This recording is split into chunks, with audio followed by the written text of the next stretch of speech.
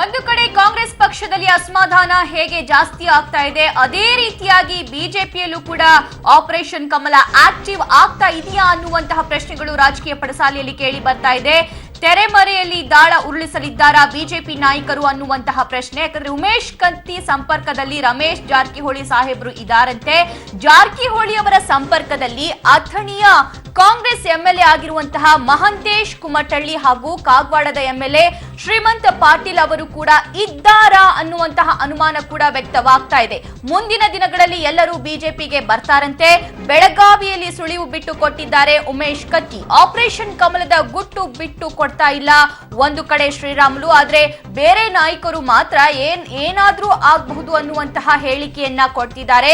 ಉಮೇಶ್ ಕತ್ತಿ ಅವರ ಸಂಪರ್ಕದಲ್ಲಿ ರಮೇಶ್ ಜಾರಕಿಹೊಳಿ ಇದ್ದಾರಂತೆ. ರಮೇಶ್ ಜಾರಕಿಹೊಳಿ ಅವರ ಸಂಪರ್ಕದಲ್ಲಿ ಅಥಣಿಯ ಎಂಎಲ್ಎ ಆಗಿರುವಂತಹ ಮಹಂತೇಶ್ ಕುಮಟಳ್ಳಿ ಹಾಗೂ ಕಾಗವಾಡದ ಎಂಎಲ್ಎ ಶ್ರೀಮಂತ ಪಾಟೀಲ್ ಅವರು ಕೂಡ ಇದ್ದಾರೆ ಅಂತ ಹೇಳಲಾಗ್ತಾ ಇದೆ.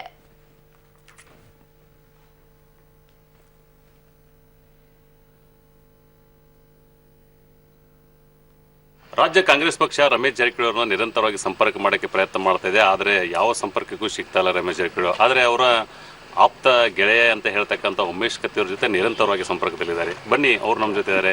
ನಮ್ಮ ಸಂಪರ್ಕದಲ್ಲಿ ಉಮೇಶ್ ಕತ್ತಿ ಇದ್ದಾರೆ. ಬನ್ನಿ ಮಾತಾಡೋಣ ಏನಂತ. ಸರ್, ಯಾವ ಥರ ಸಂಪರ್ಕದಲ್ಲಿದ್ದಾರೆ ಸರ್ ರಮೇಶ್ ಜಾರಕಿಹೊಳಿ ಅವರು ಆತ್ಮೀಯ ಮಿತ್ರರು. ನಾವು ಅವರು ಕೂಡಿ ರಾಜಕೀಯದಲ್ಲಿ ಕಾಂಗ್ರೆಸ್ಸಿಂದ ನಾವು BJPಯಿಂದ ನಿರಂತರವಾಗಿ ರಾಜಕಾರಣದಲ್ಲಿ ಇದ್ದೀವಿ. ವಿಶೇಷವಾಗಿ ಕ್ಷೇತ್ರದ MLAಗಳಾಗಿ ರಾಜ್ಯದ ವಿಧಾನಸಭಾ ಸದಸ್ಯರಾಗಿ ನಮ್ಮ ಪರಿಚಯ ಅನ್ಯೋನ್ಯವಾಗಿದೆ. ಹಾಗಾಗಿ ನಮ್ಮ ಸಂಪರ್ಕ ರಮೇಶ್ ಜಾರಕಿಹೊಳಿ ಜೊತೆ ಇದ್ದೇ ಇದೆ. ಭಾಳಷ್ಟು ವಿಚಾರಗಳ ಕೇಳಿದ್ರೆ ರಮೇಶ್ ಜಾರಕಿಹೊಳಿ ಕೂಡ ತಮ್ಮ ಸಲಹೆ ಸೂಚನೆಗಳನ್ನು ಪಡಿತಾರೆ. ಮತ್ತು ತಾವು ಏನಿದ್ರು ಕೂಡ ರಮೇಶ್ ಅವ್ರಿಗೆ ಹೇಳ್ತೀರಿ.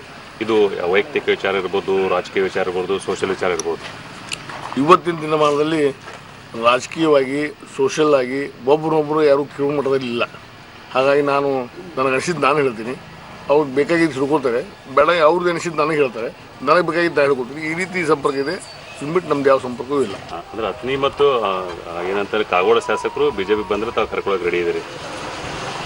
ಅಥಣಿ ಮತ್ತು ಕಾಗವಾಡ ಶಾಸಕರು ಮಲ್ಲು ಕಾಂಗ್ರೆಸ್ಸನ್ನು ಬಿಟ್ಟು ತ್ಯಜಿಸಿ ನಮ್ಮ ಪಕ್ಷಕ್ಕೆ ಬಂದರೆ ನಾವು ಸ್ವಾಗತ ಮಾಡ್ತೀವಿ.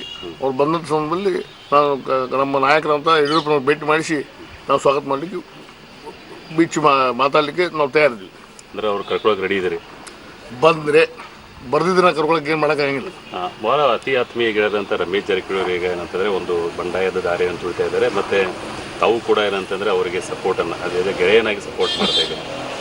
ರಮೇಶ್ ಜಾರಕಿಹೊಳಿ ಒಂದು ಪಕ್ಷ ಇದ್ದಾರೆ, ಅವ್ರು ಬಂಡಾಯದ ಹಾದಿಯನ್ನು ತುಳಿತಾರೆ. ನಿಮ್ಮ ಅನಿಸಿಕೆ, ನನ್ನ ಅನಿಸಿಕೆ ಬಂಡಾಯದ ಹಾದಿ ಅಲ್ಲ. ಒಬ್ಬ ಶಾಸಕನ 5 ಬಾರಿ ಶಾಸಕನಂಥ ವ್ಯಕ್ತಿ, ಅವನಿಗೆ ತಮ್ಮದೇ ಅಂತ ರಾಜಕಾರಣ ಇದೆ. ಆ ಪಕ್ಷದಲ್ಲಿ ಏನೇನು ತೊಂದರೆಗಳಾಗಿಯೋ ಅವನಿಗೆ ಗೊತ್ತು. ಅದ್ರ ಬಗ್ಗೆ ನಾನು ಹೆಚ್ಚು ವಿಚಾರಗಳನ್ನು ಹೇಳಿದೆ. ಇವತ್ತು ರಮೇಶ್ ಜಾರಕಿಹೊಳಿ ಒಬ್ಬ ನಿಷ್ಠಾವಂತ, ಒಬ್ಬ ಒಳ್ಳೆಯ ಕಾರ್ಯಕರ್ತ. ಕಾಂಗ್ರೆಸ್ಸಲ್ಲಿ 5 ಬಾರಿ ಚುನಾಯಿತರಾಗಿದ್ದಾರೆ. ಅವ್ರು ಕಾಂಗ್ರೆಸ್ಸಲ್ಲಿ ಮುಂದುವರಿಕೊಂಡು ಇಚ್ಛೆ ಇದೆ. ಅವ್ರು ಬಿಟ್ಟು ಬಂದರೆ ನನ್ನ ಪಕ್ಷಕ್ಕೆ ಸ್ವಾಗತ ಮಾಡ್ಕೊಳ್ತೀವಿ. ಅವ್ರ ಜೊತೆ ಯಾರು ಬಂದರೂ ಕೂಡ ಸ್ವಾಗತ. ಅವ್ರು ಅವ್ರ ಫ್ರೆಂಡ್ಸ್ ಬಂದರೂ ಕರ್ಕೊಳ್ತೀವಿ. ಓಕೆ, ಇದು ಏನಂದ್ರೆ ವಿಶೇಷವಾಗಿ UK 27ನಲ್ಲಿ ಏನು ಸಚಿವರಾದಂಥ DK ಶಿವಕುಮಾರ್ ಒಂದು ಪಾರ್ಟಿಯನ್ನು ಕೊಡ್ತಾರೆ. ಅಲ್ಲಿ ರಮೇಶ್ ಜಾರಕಿಹೊಳಿ ಅಟೆಂಡ್ ಆಗಲ್ಲ, ಅಬ್ಸೆಂಟ್ ಆಗ್ತಾರೆ.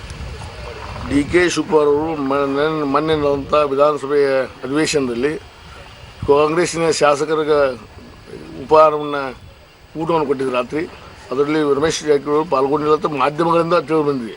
ನಾನೇ ನೋಡಿಲ್ಲ, ಯಾಕೆ ಬಂದಿಲ್ಲ ಗೊತ್ತಿಲ್ಲ. ಅದು ಅವ್ರನ್ನ ಕೇಳಿ ನಾನೇ ಹೇಳೋಕ್ಕಾಗಲ್ಲ. ನಿಮ್ಮ ನೆಚ್ಚಿನ ನಾಯಕರಂತ ಯಡಿಯೂರಪ್ಪ ಹೇಳ್ತಾರೆ, ರಮೇಶ್ ಜಾರಕಿಹೊಳಿ ಕಡೆಗಣಿಸಿದರೆ ನೀವು ಇದರ ಪರಿಣಾಮವನ್ನು ಕಾಂಗ್ರೆಸ್ ಎದುರಿಸಬೇಕಾಗತ್ತೆ.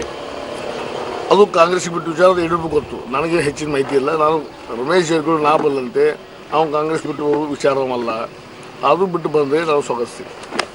ವಿಶೇಷವಾಗಿ ಉಮೇಶ್ ಕತ್ತಿ ಅವರು ಹೇಳೋದೇನಂತಂದರೆ ಕಾಂಗ್ರೆಸ್ಸಿನ ಕಾಗವಾಡ ಶಾಸಕರು ಮತ್ತು ಅಥಣಿ ಶಾಸಕರು ನಿರಂತರವಾಗಿ ರಮೇಶ್ ಜಾರಕಿಹೊಳಿ ಸಂಪರ್ಕದಲ್ಲಿದ್ದಾರೆ. ಮತ್ತು ರಮೇಶ್ ಜಾರಕಿಹೊಳಿ ನಿರಂತರವಾಗಿ ಉಮೇಶ್ ಕತ್ತಿ ಅವರ ಸಂಪರ್ಕದಲ್ಲಿದ್ದಾರೆ ಅಂತ ಹೇಳ್ತಾ ಇದ್ದಾರೆ. ಇದು ಭಾಳ ಅಂತೂ ಏನಂತಾರೆ ವಿಚಾರ ಮಾಡ್ತಕ್ಕಂಥ ವಿಚಾರ. ಯಾಕೆಂದರೆ ಮುಂದಿನ ದಿನಗಳಲ್ಲಿ ಕಾಂಗ್ರೆಸ್ನ ಏನು ಕಾಗವಾಡದವರು ಮತ್ತು ಅಥಣಿ ಶಾಸಕರು ಬಂದರೆ ನಾವು ಸ್ವಾಗತವನ್ನು ಮಾಡ್ಕೋತೀವಿ ಅಂತ ಉಮೇಶ್ ಕತ್ತಿ ತಿಳಿಸ್ತಾ ಇದ್ದಾರೆ. ಕ್ಯಾಮರಾ ಪರ್ಸನ್ ಸುನಿಲ್ ಜೊತೆ, ದಿಲ್ಲಿ ಪಬ್ಲಿಕ್ TV.